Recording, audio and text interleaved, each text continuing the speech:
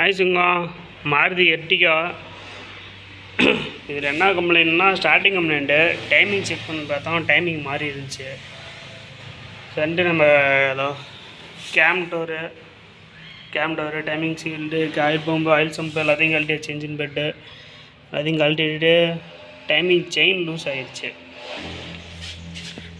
Tensioner வந்து போயிடுச்சு.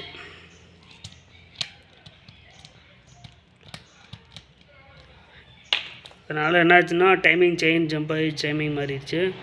நம்ம இப்போ ஆயில் கைடு, இது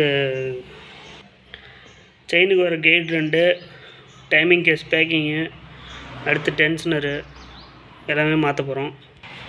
டைமிங் செயின் கிட்டு புதுசாக வாங்கி வச்சு எல்லாம் ஃபிட் பண்ண போகிறோம். ஓகே சங்கம், எல்லாத்தையும் நம்ம ஃபிட் பண்ணிவிட்டு நான் அடுத்து ஸ்டார்ட் பண்ணிட்டு ஒரு வீடியோ போடுறேன். கூடவே சேர்த்து ஆயில் சீரிஸும் பண்ண போகிறோம்.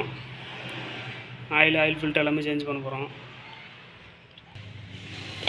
இதுதான் கேமோடைய ஸ்பெஷல் டூலு.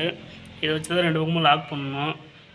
கேமை லாக் பண்ணிவிட்டு அப்படியே எடுத்து ஃபிட் பண்ண வேண்டியதான்.